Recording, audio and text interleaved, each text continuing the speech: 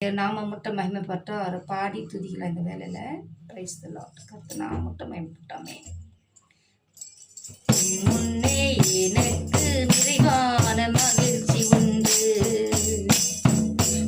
அருகில் எப்போதும் நிச்சய பேரும்பம் உண்டு. நிறைவான மகிழ்ச்சி நீரே, நித்திய பேரின்பமே. என்னை காக்கும் இறைவன் நீரே,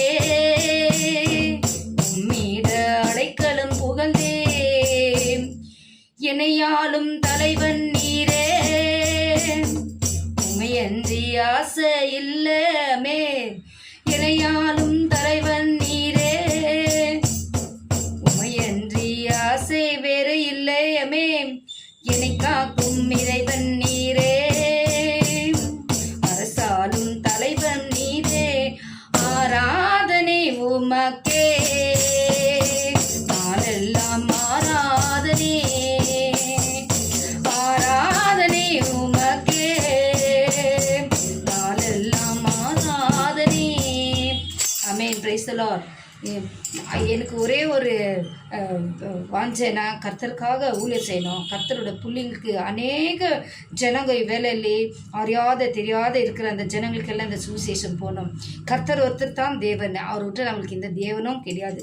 அவர் உண்மை உள்ள தேவன், உயிருள்ள தேவன், துன்பப்படுத்துகிற தேவன் கிடையாது. நம்மளேருந்து ஏதோ அவர் பொன்னாட்டம் வெள்ளியாட்டம் காணிக்காட்டம் எதுவுமே எதிர்பார்க்குற தேவன் கிடையாது. அவர் இலவசமாக நம்மளை கிருவியாக அவர் நம்மளை ரட்சிச்சுக்கிறாரு. இந்த வேலை யார் வியாதியில் இருக்கிறீங்களோ அவங்க எல்லாம் சுகமானா அவரோட வார்த்தைங்களை நீங்கள் தியானம் பண்ணுங்க, பைபிள் படிங்க, ப்ரேயர் பண்ணுங்க.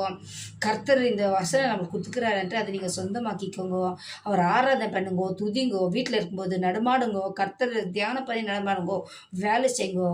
கர்த்தர் நம்ம கூடவே இருப்பார். நம்ம ஒரு கூக்குறல கேட்குறாரு. ஒரு வேலை உங்கள் வீட்டில் எல்லாரும் வேலைக்கு போயிட்டு இருக்கிறாங்களாம், சமயம் வருத்த பண்ணாதீங்க. வீடியோ சீரியலுங்கோ எல்லாம் நம்ம சில நேரத்தில் யூஸ் பண்ணுறோம் பேஜருக்காக.